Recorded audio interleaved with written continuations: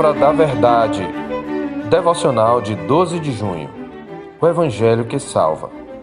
Irmãos, venho lembrar-vos o Evangelho que vos anunciei, o qual recebestes e no qual ainda perseverais. Por ele também sois salvos, se retiverdes a palavra tal como vô-la preguei, a menos que tenhais crido em vão.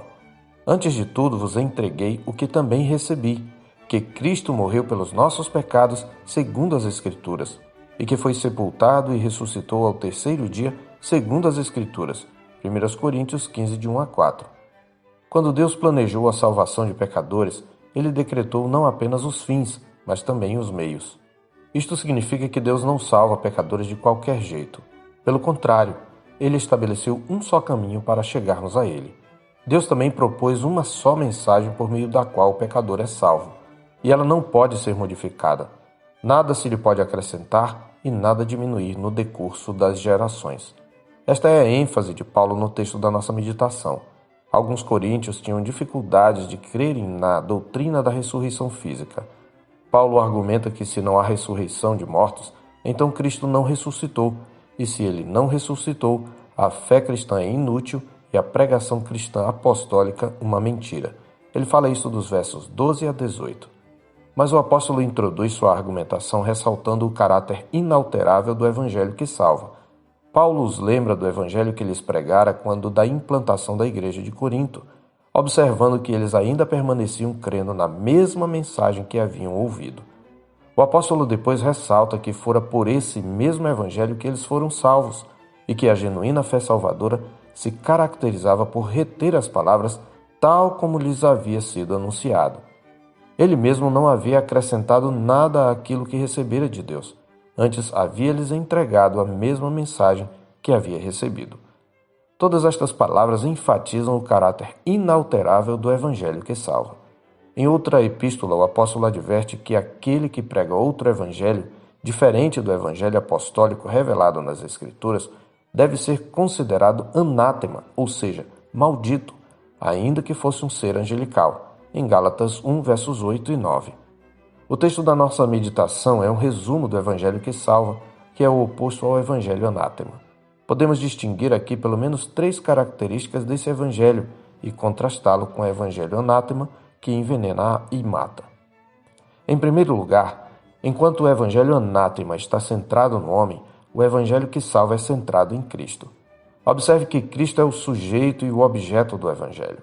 Cristo é sujeito da redenção do pecador.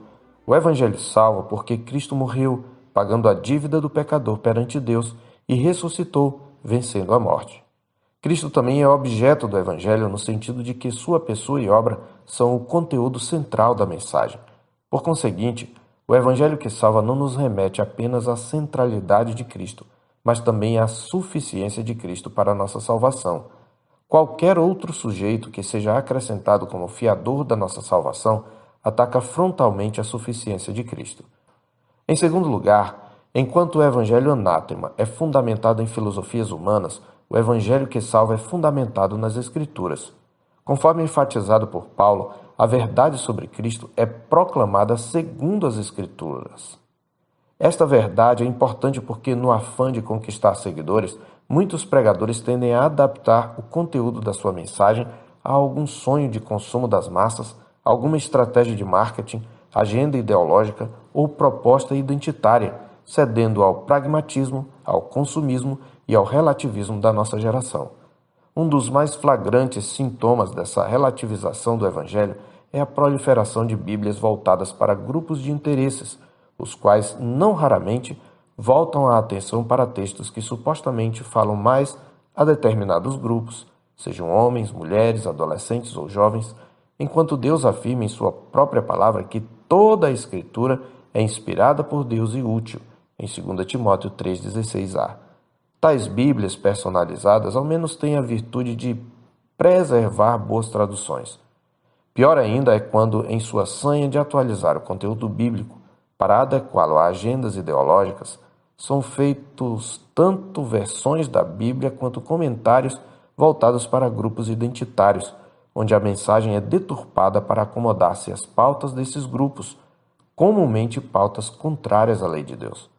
Há até Bíblias com tradução em linguagem chula e palavrões para satisfazer a torpeza de língua dos irreverentes e imorais. A bem da verdade, tais versões nem podem ser consideradas traduções. São paráfrases de mau gosto a substituir o evangelho que salva pelo evangelho anátema, que lança os homens na perdição e ruína. Em terceiro e último lugar, enquanto o evangelho anátema se apresenta apenas como um conjunto de fábulas engenhosamente inventadas, ou apresenta os eventos da Escritura como mitos antigos a ensinar alguns princípios morais, o evangelho que salva se apresenta como revelação histórica, seguindo relatos fidedignos de testemunhas oculares. Esta é a contenção de Paulo nos versículos seguintes ao nosso texto, onde ele enfatiza o caráter histórico da morte e especialmente da ressurreição física de Cristo, dos versos 5 a 11. Observe a ênfase nas testemunhas oculares no trecho indicado.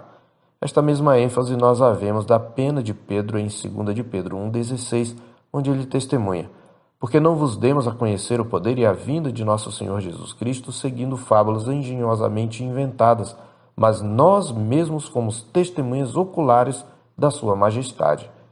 A Escritura nos apercebe de que a fé vem pela pregação e a pregação pela palavra de Cristo, em Romanos 10,17. Mas não se trata de qualquer pregação, muito menos de qualquer fé.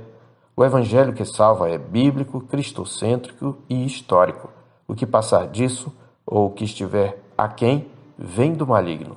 E tanto o que prega como o que crê em outro evangelho deve ser considerado anátema. Eu sou o pastor Marcos Augusto, pastor da Terceira Igreja Presbiteriana de Boa Vista, em Roraima. Tenha um bom dia na paz do Senhor Jesus.